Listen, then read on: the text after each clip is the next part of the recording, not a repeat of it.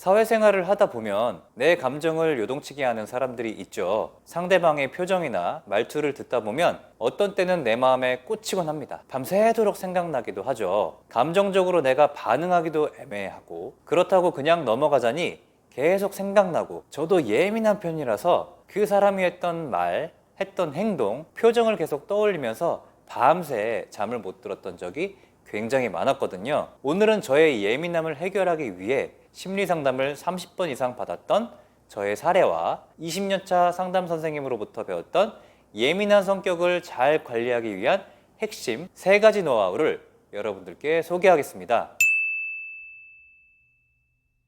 첫 번째 핵심 습관은 감정 일기를 쓰는 것입니다. 자세하게 설명드려 볼게요. 지금부터 소개해드릴 일기는 어떤 한 사람의 감정 일기인데요. 한번 읽어볼게요.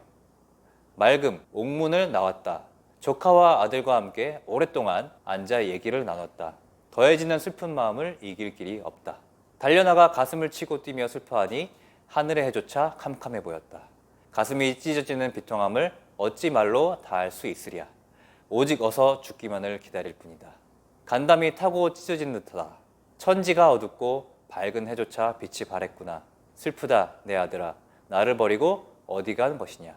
바로 우리나라 구국의 영웅 이순신 장군의 난중 일기입니다. 좀 이상하죠? 흔히 생각하기를 완벽하고 명석하고 인간계를 벗어나 초월적인 우리나라의 영웅이라고 생각하고 있었는데, 이런 얘기를 했다고? 난중 일기는 이순신의 솔직한 생각과 감정을 그대로 담아내고 있죠. 부정적인 이야기도 엄청 많습니다. 그 증거가 바로 원균에 대한 언급인데요. 이순신 장군 또한 동료인 원균을 30차례 이상 언급하면서 시종일관 부정적으로 묘사하고 있습니다. 원균의 말은 극히 흉측하고 거짓되어 무어라 형언할 수 없다 라고 폭로한 내용이나 원균의 술주정에 불쾌감을 느낀 일화, 원균을 원흉이라고 일기에서 까는 대목 등을 통하여 이순신이 원균을 정말로 얼마나 싫어했는지를 짐작해 합니다.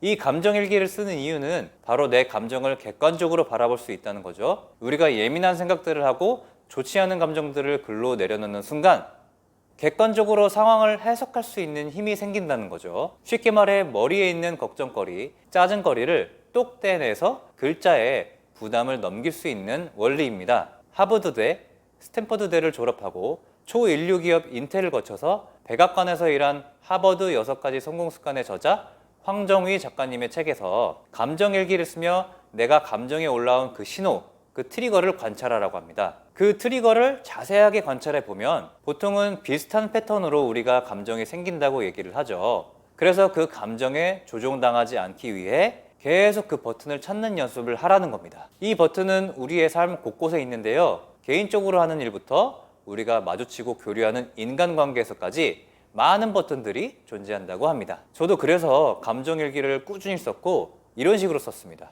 나는 발표 불안이 있었다. 사실은 지금도 약간 있다. 발표를 하다 보면 말문이 막힌다. 질문이라도 들어오면 머릿속이 하얘진다. 이런 고민들을 심리상담 선생님과 얘기를 나눴다. 발표 불안의 가장 큰 원인은 완벽함에 대한 강박이기 때문이다. 멋지게 발표를 하고 싶고 완벽해 보이고 싶고 그래서 인정받고 싶은 마음이 크기 때문이라는 것이다. 그래서 이제는 발표를 할 때 긴장감을 다독인다. 완벽하지 않아도 됨을 인정한다. 망치면 뭐 어때? 라고 생각하게 되었다. 불안감을 충분히 느껴본다. 이렇게 내가 불안감을 느끼는 부분을 아주 솔직하게 글로 적어보는 겁니다. 일기를 쓴다고 해서 한 번에 해결되지는 않지만 놀라운 건 점차 이 긴장감과 불안감이 줄어드는 효과가 분명하게 있더라고요. 예민함, 불안함의 실체가 구체적으로 있으니까 내가 그것을 통제할 수 있다는 자신감이 올라가는 느낌이라고 해야 할까요? 예민함을 관리하는 두 번째 꿀팁, 바로 명상입니다. 터미네이터라는 영화로 헐리우드 월드스타이면서 캘리포니아 주지사까지 한 아놀드 슈왈츠제네거가 한 인터뷰에서 이렇게 말했죠. 터미네이터 역을 맡기 전까지 수없이 많은 오디션에서 실패를 거듭했지만 전혀 낙담하지 않았습니다. 주변에서 당신은 배우를 할 수 없을 것이라는 말도 있었지만 저한테는 전혀 소용이 없었죠. 나에게도 언젠간 나에게 맞는 나만의 배역, 나의 시대가 올 것이라고 강하게 생각하고 있었어요. 그리고 제가 이런 자신감과 에너지를 얻을 수 있었던 건 저만의 명상 습관이었습니다. 명상은 내가 예민하게 받아들이는 다른 사람들의 말이나 행동에 대해 동요하지 않고 편안하게 만들어줍니다. 그리고 예민한 감정이 올라올 때마다 1분만이라도 눈을 감고 편안하게 비워냄으로써 그 감정을 제3자의 눈으로 객관적으로 바라볼 수 있게 되는 거죠. 글로벌 혁신 CEO인 팀 페리스의 타이탄의 도구들이라는 책에서 보면 전 세계 상위 1%에 성공한 사람들 중 80% 이상이 매일 아침 어떤 식으로든지 마음 챙김 명상을 한다고 하면서 명상은 인간의 모든 능력을 향상시키는 원천 기술이라고까지 평가를 하더라고요. 명상이 성공을 하는데 어떤 도움을 줄까? 저도 이런 생각을 했었는데요. 사실 우리가 감정적으로 신경을 쓰는 것도 어떻게 보면 큰 에너지잖아요. 저같이 예민한 사람은 한 번 꽂히면 계속 생각이 나고 예민하게 반응하는데 이게 전부 낭비되는 에너지인 거죠. 그런데 명상으로 이 에너지들이 낭비되지 않게 예방을 함으로써 이 에너지를 성공하는데 성장하는 데 쓸 수 있다는 것 자체가 이 명상의 힘인 것 같습니다. 저도 지금 명상을 2년 넘게 해오고 있는데요. 명상을 꾸준하게 함으로써 가장 좋은 점은 흔들리지 않는 멘탈을 갖게 되었다는 점입니다. 감정일기로 내가 예민함이 올라오는 그 지점들을 다 파악해 놓고 그 예민한 버튼이 눌렸을 때나 아니면 자기 전에 명상을 하면서 그 문제들을 정말 객관적으로 바라보니까 신기하게 그 순간 마음이 평온해지기도 하고 예민함을 일으키는 버튼이 점점 작아지더라고요.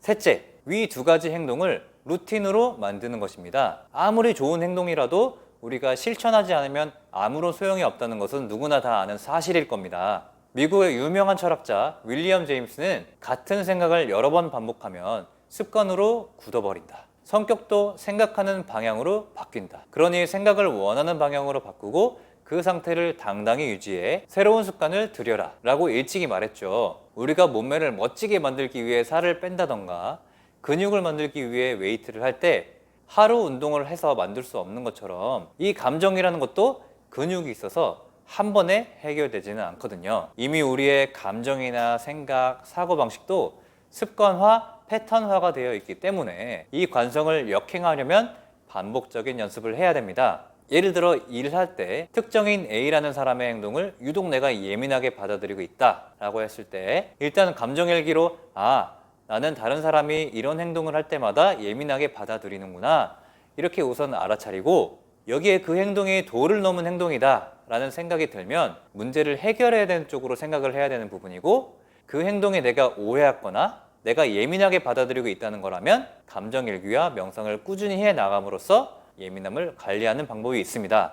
사실 저도 무척이나 예민한 사람이었거든요. 남들의 말투 하나하나, 표정 하나하나, 심지어 눈썹의 떨림까지도 저한테 보이는 예민함을 가지고 있습니다. 삶이 늘 괴로운 거죠. 저 사람은 늘 왜 저 표정을 나한테 지을까? 저 사람이 저런 얘기를 굳이 왜 나한테 얘기를 할까? 내가 분명히 얘기를 했는데 내 말을 안 들어주네. 저 사람이 내 말 무시했나? 이렇게 관계적인 측면에서 특히 예민함을 많이 느꼈던 것 같아요. 근데 명상을 하다 보니까 저 사람의 표정은 그냥 강조할 때 저렇게 인상을 찌푸리는 거구나.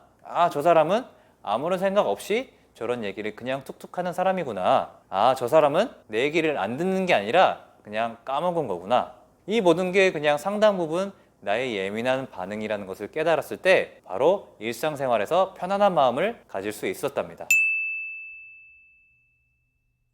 네, 오늘은 예민한 사람을 위한 3가지 방법에 대해서 알아보았습니다. 예민하신 분들, 고민하고 괴로워하고 답답해 하시기보다는 문제를 발견하는 쪽, 문제를 해결하는 쪽으로 긍정적인 방향으로 생각해 주시면 좋겠습니다. 좋은 습관으로 마음이 편안해지시기를 제가 진심으로 응원하겠습니다. 평생 가는 습관을 즐겁게 만들어 강철 멘탈이 될 여러분을 응원드리는 멘탈 코치 주필립이었습니다. 여러분의 구독과 좋아요는 멘탈 코칭의 원동력이 됩니다. 감사합니다.